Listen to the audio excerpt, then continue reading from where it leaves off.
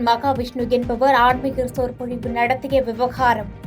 மாணவர்களிடையே மூட நம்பிக்கைகளை விதைத்ததாக கூறி மாணவர் அமைப்பினர் போராட்டம். மாணவிகளின் சிந்தனையை மழுங்கடித்த பேச்சாளரை கைது செய்ய வேண்டும். பாமக நிறுவனர் டாக்டர் ராமதாஸ் வலியுறுத்தல்.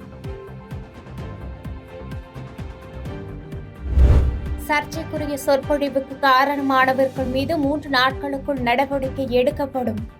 பள்ளிக் கல்வித்துறை அமைச்சர் அன்பில் மகேஷ் எச்சரிக்கை.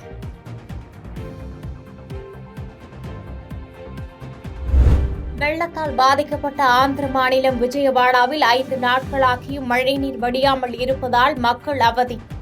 குடியிருப்புகளை சூழ்ந்துள்ள மழை நீரில் தொற்றுநோய் பரவும் அபாயம்.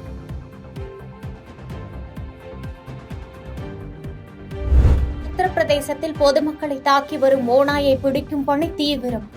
இரவு பகலாக ட்ரோன் மற்றும் சிசிடிவி பொருத்தி ஓநாயை தேடும் வனத்துறையினர்.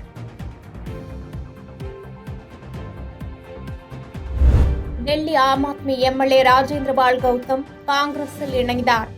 காங்கிரஸ் கட்சியின் பொதுச் செயலாளர் KC வேணுகோபால் முன்னிலையில் தன்னை காங்கிரஸில் இணைத்துக் கொண்டார். தேசிய ஆசிரியர் விருதுகள் பெற்ற ஆசிரியர்களுடன் பிரதமர் நரேந்திர மோடி கலந்துரையாடல். தங்களது மகிழ்ச்சிமிக்க தருணங்களை பிரதமர் மோடியுடன் ஆசிரியர்கள் பகிர்ந்து கொண்டனர்.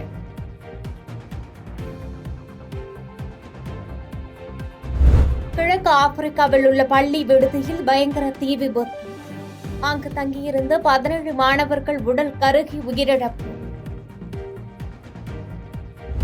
விநாயகர் சதுர்த்தி விழாவினை முன்னிட்டு சங்கரன்கோவில் மலர்கள் சந்தையில் பூக்களின் வரத்து அதிகரிப்பு. விலை குறைவாக உள்ளதால் போட்டி போட்டுக் கொண்டு வாங்கி செல்லும் வியாபாரிகள்.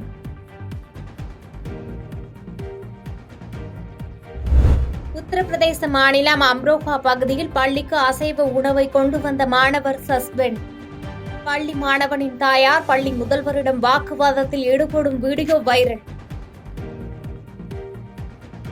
பாதகம் செய்பவரை கண்டால் நாம் பயங்கொள்ளலாகாது பாப்பா. மோதி மிதித்து விடு பாப்பா, அவர் முகத்தில் உமிழ்ந்து விடு பாப்பா. அண்மை செய்திகளை உடனுக்குடன் தெரிந்து கொள்ள இணைந்திருங்கள் இயம்நாடு தொலைக்காட்சியுடன்.